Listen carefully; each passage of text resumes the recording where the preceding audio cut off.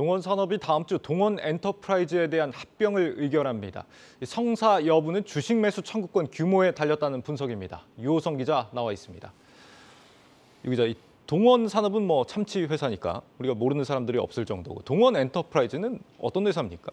동원엔터프라이즈는 쉽게 말해서 지주회사라고 보시면 되는데요. 네.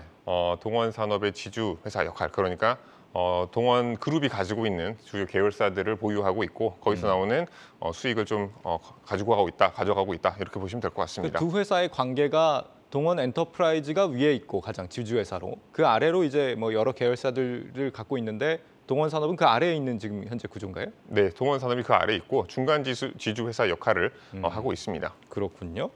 지금 이 엔터프라이즈를 동원산업으로 합친다 이런 얘기인 거죠? 네, 그렇습니다. 동원산업은 지주회사 동원엔터프라이즈를 흡수 합병합니다. 네.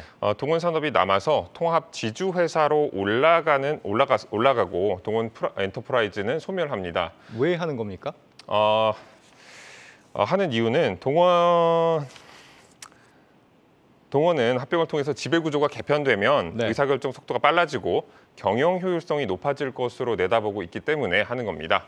또 공정거래법상 지주회사가 증손회사 지분 100%를 가져야 한다는 부담이 좀 있는데 이 부분도 좀 덜어낼 수 있는 장점도 있고요. 또 이번 합병을 완료하면 동원산업이 자금력을 앞세워서 적극적인 투자 활동을 펼칠 수가 있기 때문에 합병을 추진한다고 할 수 있겠습니다.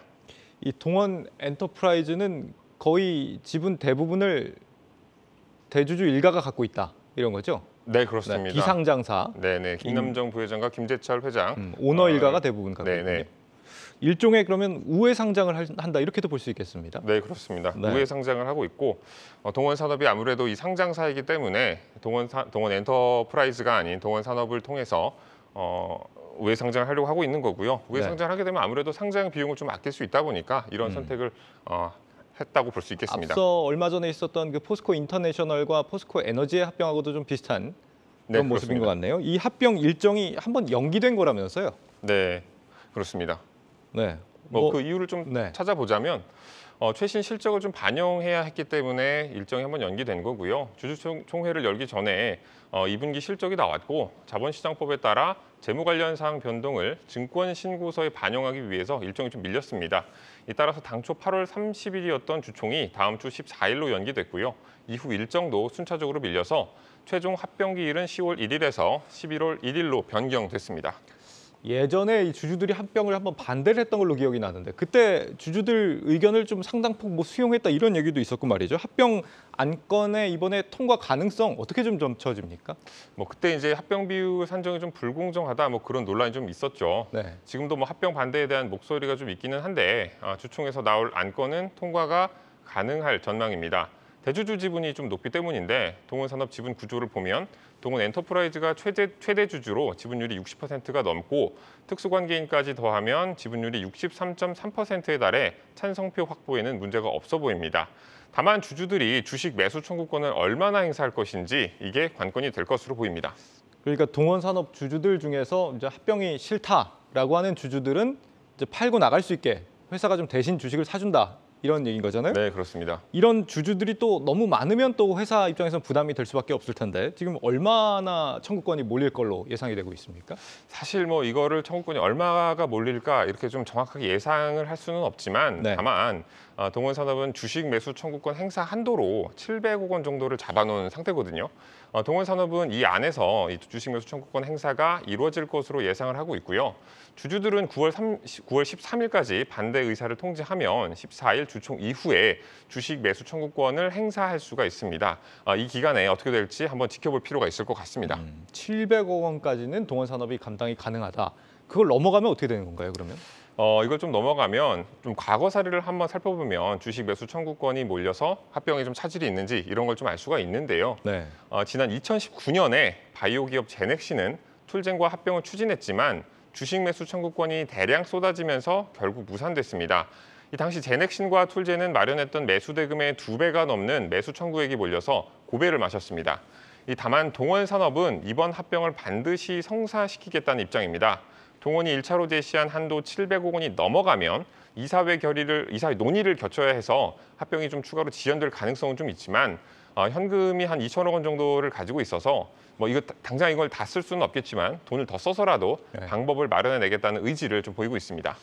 그렇다면 이 주식 매수 청구권을 주주들이 얼마나 행사하느냐, 앞으로 지금 이걸 좀 주목을 해서 봐야 될 텐데, 일단 들고 있는 게 유리하냐 아니면은 팔고 나가는 게 유리하냐, 지금 그걸 좀 따져볼 필요가 있겠습니다. 일단 뭐 주식 매수 청구권 행사를 했을 때 가격이 이 동원산업 현재 주가보다 얼마나 높습니까? 동원산업이 제시한 주식 매수 청구권 가격이 정확히 말씀드리면은 23만 8,186원이거든요. 네. 현재 주가가 이거보다 좀 낮습니다. 오늘 종가 기준으로 22만 3천 원 수준이고 이것은 5% 정도 차이가 난다. 이렇게 좀 보시면 되겠는데요. 주식 매수 청구권을 행사하면 차익이 나기는 하는데 세금과 수수료를 제하고 나면 현재 주가와 차이가 없을 수도 있어서 실익이 좀 낮다고 볼 수 있겠습니다. 또 이게 장외 거래로 분류되기 때문에 개인 주주들의 경우 양도 차익에 대해서 22%의 양도소득세를 내야 되거든요. 차익에 대해 과세하니까 개개인에 따라 뭐 구체적인 수치는 좀 다르겠지만 실제 수익은 아무래도 낮아질 수 있겠죠. 그 세금을 고려하면 실익이 크지 않을 수도 있다. 알짜 계열사들을 이 엔터프라이즈가, 동원 엔터프라이즈가 갖고 있었다라고 한다면은 알짜 계열사들을 갖고 있는 회사를 합병하는 거니까 어떻게 보면은 기업 가치가 오르는 거고, 안 팔고 그냥 들고 있는 게 어떤 면에서는 또 유리할 것 같다, 이런 생각도 들거든요. 증권사들은 어떻게 좀 보고 있습니까? 일단 증권사들도 마찬가지로 일단 시장에서는 동원산업 합병 비율이 이 대주주에 유리하고 소액주주에 불리하다는 지적을 일단 회사 측이 좀 받아들인 거잖아요. 네. 이 점에 좀 높은 점수를 주고 있고요. 소액주주 의견에 귀를 기울이는 모습을 통해 주주가치 제고를 우선으로 하겠다는 경영진의 의지를 보여줬다. 뭐 이렇게 좀 평가를 하고 있습니다. 또 현재로서는 주식 매수 청구권 행사에 따른 실익이 크지 않다는 부분에 대해서도 증권가 이견은 없는 걸로 파악이 좀 됐고요.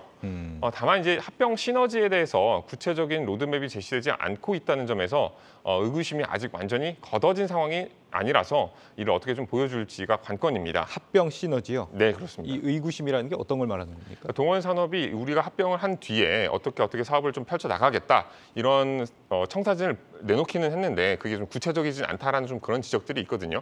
그래서 이제 동원산업의 합병을 좀 반대하는 목소리들이 좀 높은 것이고요. 네. 그래서 또 이번 또 한 가지 또 지적을 좀 해볼 만한 부분이 또 뭐냐면 네. 또 이번 합병이 동원그룹 오너 일가의 승계를 위한 것이 아니냐는 비판도 좀 있는데 이 부분도 좀 시장과 소통을 해가면서 해소해 나갈지 어떻게 해소해 나갈지 이런 것도 좀 지켜봐야 할 부분인 것 같습니다. 네. 유호성 기자였습니다.